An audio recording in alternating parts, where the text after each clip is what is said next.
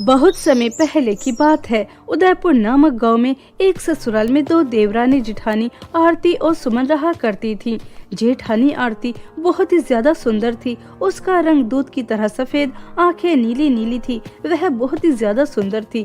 उसे अपनी सुंदरता पर बहुत ही ज्यादा घमंड था। वहीं दूसरी तरफ देवरानी सुमन, वह सांवली थी। उसके चेहरे पर छोटे छोटे निशान, जिसकी वजह से वह सुंदर नहीं लगती थी और उसे अपनी ससुराल में बहुत खरी खोटी बातें भी सुननी पड़ती थी। लेकिन सुमन कभी भी अपने ससुराल वालों की बातों का बुरा नहीं मानती थी। थोड़ा बहुत रोती थी और उसके बाद चुप होकर इस तरह काम में जुट जाती थी जैसे उसे किसी ने कभी कुछ कहा ही ना हो। ऐसे ही समय बीत रहा था। सुमन और आरती की नंद सपना की शादी होने वाली थी। सभी सपना की शादी में लगे हुए थे, लेकिन सुमन घर के काम काज में इस तरह बिजी थी कि वह अपने लिए कुछ खरीद ही नहीं पाती। तभी सुमन लॉन में जाती है जहाँ सब बैठे हुए थे और वहाँ जाकर अपनी सास सुमित्रा देवी से कहती है, मम्मी जी, 2 दिन बाद सपना दीदी की शादी है और मेरे पास अच्छे कपड़े भी नहीं हैं। सपना दीदी की शादी में मैं कौन सी साड़ी पहनूंगी? अगर आज आप शॉपिंग करने जाएं तो मेरे लिए भी एक साड़ी खरीद कर लेकर आ जाना। सुमन के इतना कहते ही सभी वहाँ पर हंसने लग जाते हैं। तभी सुमन की सास सुमित्रा देवी कहती है, क्या कहा? जरा दोबारा से कहना। मैं तुझ जैसी काली कलूटी बदसूरत के लिए शॉपिंग करके लेकर आऊंगी? तेरा दिमाग खराब तो नहीं हो गया? तूने मुझे क्या समझ के रखा है? अगर मैंने तुझे इस घर में रख रखा है तो इसका हरगिज ये मतलब नहीं कि मैं तुझे अपनी बहू मानती हूँ। मैं तुझे अपनी बहू नहीं मानती। काली कलूटी, तूने अपनी शक्ल आईने में देखी है तो इस घर की सिर्फ नौकरानी है, इससे अलावा और कुछ नहीं। तू मेरी बहू कहलाने के लायक भी नहीं है। मेरी तो सिर्फ एक ही बहू है, वो है आरती बहू। वह देख कितनी ज्यादा सुंदर है। वैसे देवरानी जी, आप बुरा मत मानना। आप पुरानी साड़ी पहने चाहे नई साड़ी पहने, लगेंगी तो आप जैसी हैं बिल्कुल वैसे ही। आप साड़ी पहनकर सुंदर तो नहीं हो जाएंगी, बस सूरत की बस सूरत ही लगेंगी। इसलिए मैं तो कहती हूँ, पैसे खर्च करवाने की क्या जरूरत है? जो आपके पास पुरानी साड़ी रखी है उसे ही पहन लेना। क्यों मम्मी जी, मैं सही कह रही हूँ ना? 4 पैसे भी बच जाएंगे।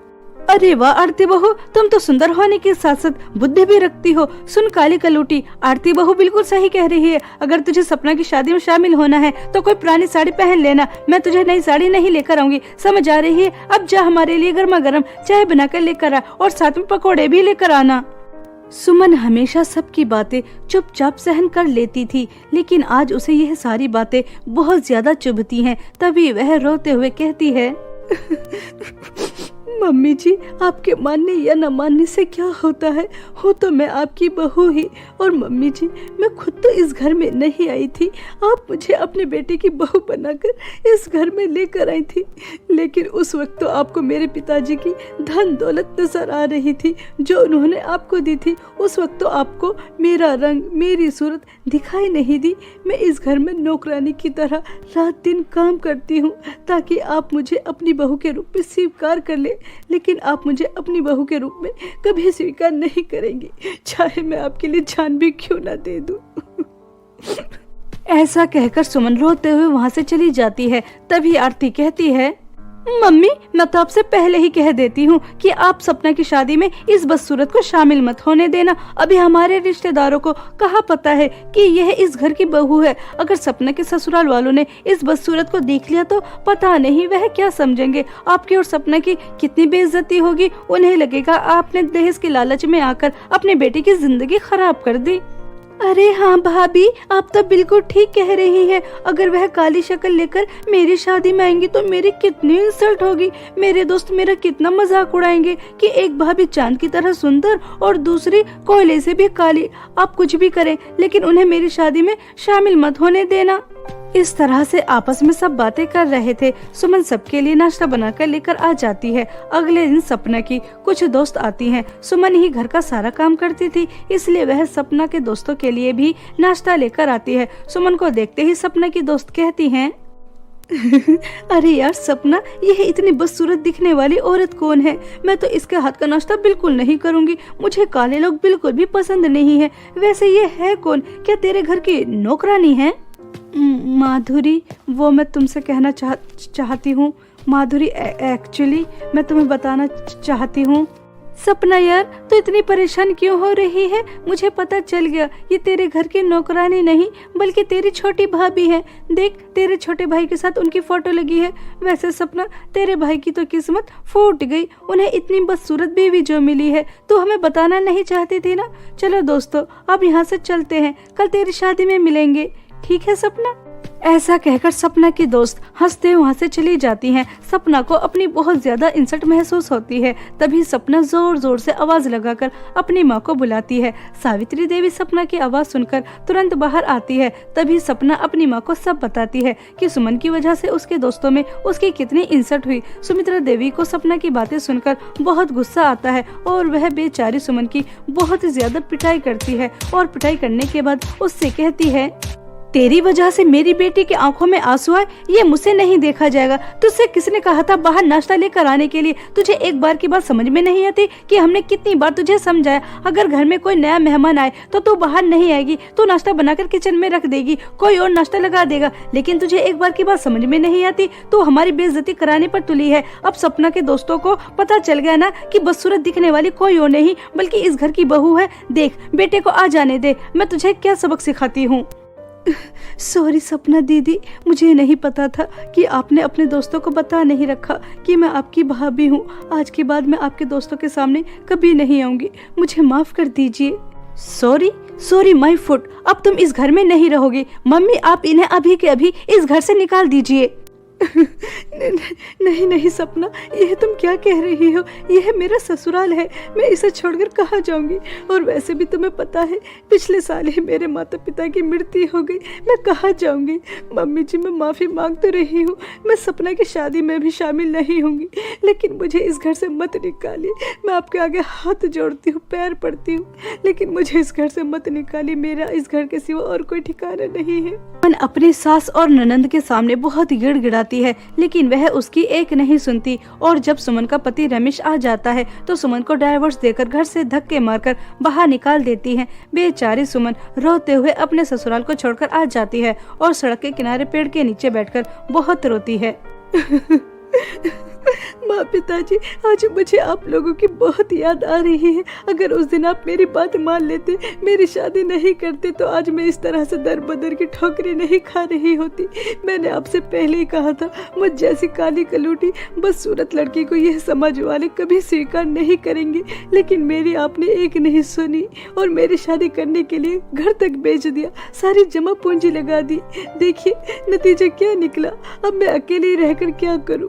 मैं आप दोनों के पास आना चाहती हूँ, मैं और जीना नहीं चाहती, मैं मरना चाहती हूँ। कम से कम मरने के बाद मेरी आत्मा को चैन तो आ जाएगा, कोई मेरी आत्मा को ठेस नहीं पहुंचाएगा। काली कलूटी, बदसूरत, मनहूस, ऐसे शब्द बोलकर।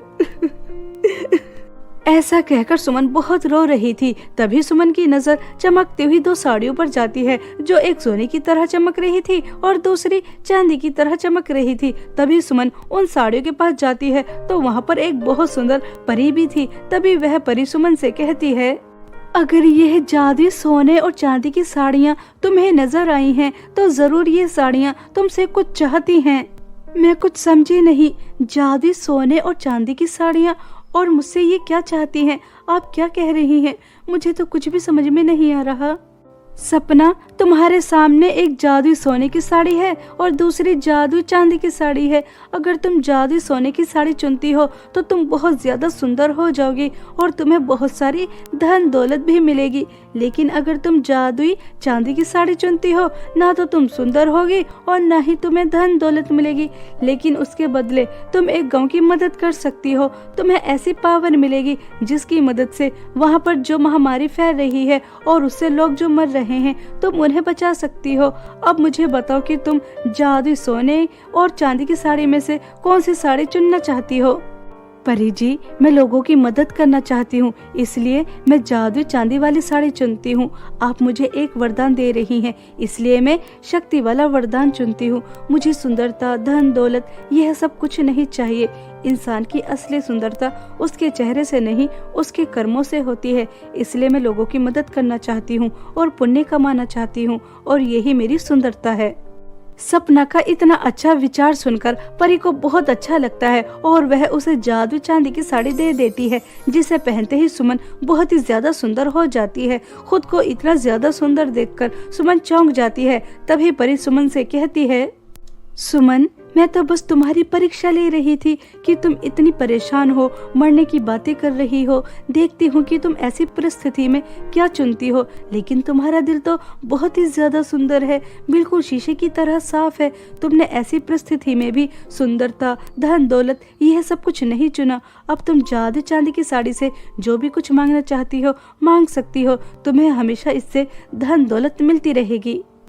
सुमन परी को धन्यवाद कहती है और जादू चांदी की साड़ी से बहुत सारी धन दौलत लेकर एक महल जैसे घर में रहती है। सुमन की सुंदरता के चर्चे दूर दूर तक होने लगते हैं और उसके लिए एक राज्य से राजकुमार का रिश्ता आता है। सुमन उस राजकुमार को अपनी सारी सच्चाई बता देती है, फिर भी वह राजकुमार सुमन से शादी कर लेता है। अब सुमन राजकुमार के साथ उसके राजमहल में रहने लगती है। ऐसे ही समय बीत रहा था और एक दिन आरती को सुमन की सुंदरता के बारे में पता चल जाता है। तभी वह सुमित्रा देवी से कहती है, मम्मी जी, आपको पता है वह मनहूस काली कलूटी सुमन की बच्ची, पता नहीं उसके हाथ क्या लगा है जिसकी वजह से वह बहुत ही ज्यादा सुंदर हो गई। और आप जानती हैं उसकी शादी राजकुमार विराट से हुई है। हमें पता लगाना चाहिए आखिर सुमन की बच्ची को क्या मिला है जिसकी मदद से वह इतनी सुंदर हो गई।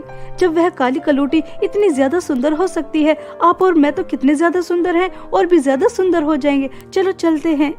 सावित्री देवी आरती की बातों में आ जाती हैं और वह एक दिन राजमहल जाती हैं और वहां जाकर सच्चाई का पता लगाती हैं तो उन्हें पता चल जाता है कि जादुई चांदी की साड़ी की मदद से सुमन सुंदर हुई है और उससे धन दौलत मांगते हैं तो धन दौलत भी मिलती है। तभी एक दिन वह सास और बहू दोनों जादुई चांदी की साड़ी चुरा कर लेकर आ जाती हैं और घर लाने के बाद जैसे ही आरती जादुई चांदी की साड़ी पहनकर कहती है, जादू चांदी की साड़ी हम दोनों सास और बहू को बहुत ज्यादा सुंदर बना दे और हमें बहुत ज्यादा धन दौलत दे, इतनी ज्यादा धन दौलत कि हम इस दुनिया के सबसे ज्यादा अमीर लोगों में शामिल हो जाएं। आरती के इतना कहते ही जादू चांदी की साड़ी आरती को 80 साल की बुढ़िया बना देती है और सुमित्रा देवी को बहुत ही ज्यादा बदसूरत अपनी यह हालत देखकर दोनों सास और बहू बहुत ही ज्यादा रोती हैं। तभी जादू चांदी की साड़ी से आवाज आती है, तुम दोनों सास और बहू को तुम्हारे लालच और बुरे स्वभाव की सजा मिली है। अब तुम दोनों हमेशा ऐसे ही रहोगी। जब लोग तुम्हारा मजाक उड़ाएंगे, तुम्हें खरी खोटी सुनाएंगे, तब जाकर तुम्हें एहसास होगा कि जब तुम सुमन को सुनाती थी तो उसे कैसा लगता था। ऐसा कहकर जादू चांदी की साड़ी उड़कर दोबारा सुमन के पास पहुंच जाती है और दोनों सास और बहू इसी तरह बुढ़िया और बदसूरत रहती हैं। उन्हें उनकी लालच की सजा मिल जाती है। सुमन जादू साड़ी की मदद से राजकुमार विराट के साथ एक हंसी खुशी अपना जीवन बिताती है।